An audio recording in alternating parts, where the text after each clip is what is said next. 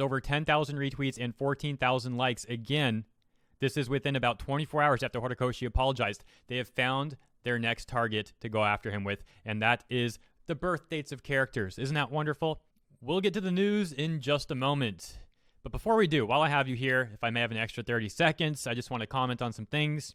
I did not get any content out yesterday on Nyannet or YouTube, and I apologize. There's a lot of things I want to report on, and I'm now behind schedule, so I'm hoping to get to sleep early tonight and start the week off really well on Monday and have a lot of great content coming out throughout the week. If you watched my videos on Thursday, you know I had some personal stuff going on this weekend, and that's why I had a lack of content.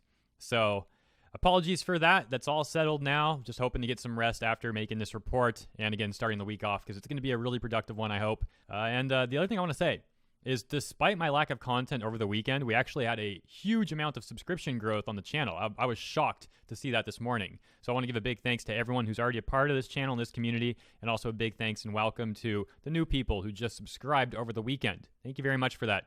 That's really all I have to say before the video. Now, we'll get into the news.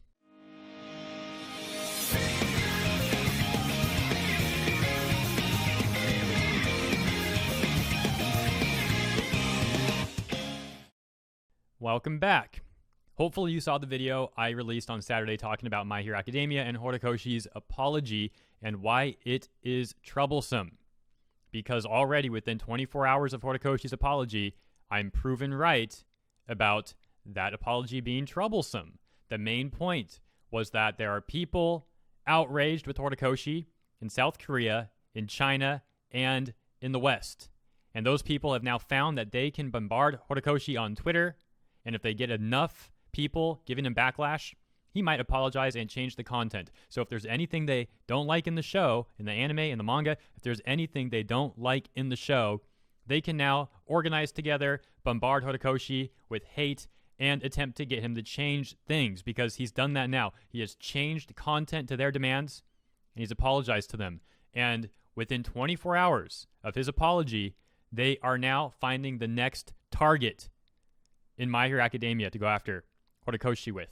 So I am absolutely correct in what I said. The reason I'm so adamant about making that point clear is because while easily over 99% of the people who viewed my video on Saturday understood the point I was making, I was surprised, as little of an amount as it was, I was surprised that some people didn't understand the point that I was making. And I got some responses in the comments and on Twitter about this. Some people, for some reason, thought I never mentioned the accounts being also South Korean and Chinese. They thought I was only talking about Westerners, when I literally said in the video that it was also South Korean and Chinese accounts mostly.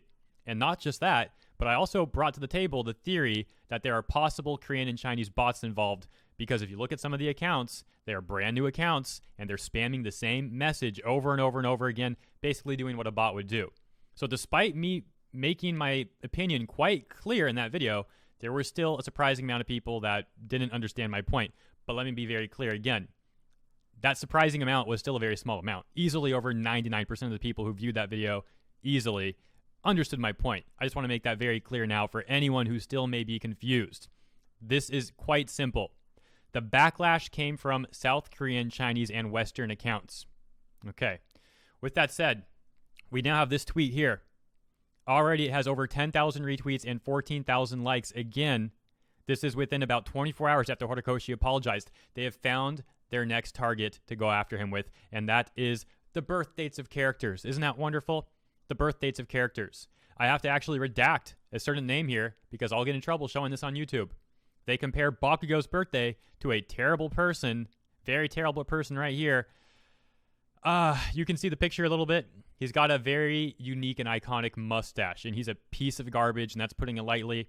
I can't explain on this platform the words that would be more adequate for this piece of garbage human, but you get the idea. And they compare a number of these characters, also Shigaraki, Deku, and Endeavor, to terrible people from history. And now, again, this tweet has 10,000 retweets and 14,000 likes. And they are also claiming that My Hero Academia should be called My Fascism Academy. Take a look at this. My Fascism Academy. So, Horikoshi's apology, did it really do anything beneficial? Not really. Not really. The people who were so outraged about this, most of them did not actually care about the issue. You have to remember, these people use virtue signaling as an excuse to bully others. And let me make this very clear. This is not something that is only going on in the West. For example, a month or two ago, I had a whole report on this radical feminist movement in South Korea called 2B. Or was it 4B? I might be mixing that up now because 2B from Nier Automata, I think it was 4B. Again, I'm quite tired this weekend. I haven't had my rest yet. I'm doing my best, guys. Thank you for understanding. But the point is, yes, there are outrage culture enthusiasts in other countries, not just in the West, and especially in countries like Canada and Australia. But South Korea, it's becoming more and more too. Just weird stuff going on, man. And we'll see where this tweet goes. It didn't stop with his apology. As a matter of fact, you could argue that's just the beginning. Now, I'm saying you could argue that because in the past, Horikoshi has been targeted mostly by people in the West for reasons that I've outlined before. They're really quick to recap, though. Things like Endeavor's redemption arc, Momo's hero outfit being too revealing for her, Nejire Hato's, endowments, this sort of thing. But now it's other countries also getting involved. And when the people in the West see that, they see that other countries are being outraged about something, they jump on it like vultures. And like I said, some of the people in other countries also support this kind of mindset. So it's a simple thing going on here, really. It's a simple thing. The problem is, where does it stop now? I don't know, man. That's what I'm worried about. The final thing I will mention is that Horikoshi and Shonen Jump's apology may have in part, and it probably was, in part influenced by My Hero Academia being removed from certain stores in China. Obviously, China is a very lucrative market, and they want to keep those ties on good terms.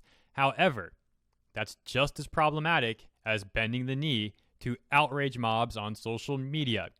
Y'all didn't like it when Blizzard was kissing up to China, right? You shouldn't like it if Horikoshi does either. At the end of the day, that just means that Horikoshi, and he said this in his own statement, is going to be more concerned with what he says in the material now. He's now going to be more concerned with what he puts into My Hero Academia moving forward. That's established. That's fact. We know that much already. So either way, man, it's problematic. I simply want Horikoshi to be able to do what he loves doing. And I want him to still enjoy being a mangaka and producing My Hero Academia. And clearly, as these things become more of an issue for him, it's going to make the job more stressful. And as I said before, I don't want him to lose his passion for My Hero Academia, for this line of work, whether it be in a few days, a few weeks, a few months, or a few years. That's all I have to say in this video. I want to give a big thanks to Noriyukiworks for the news tip. A big thanks to everyone as well, once again, in this community.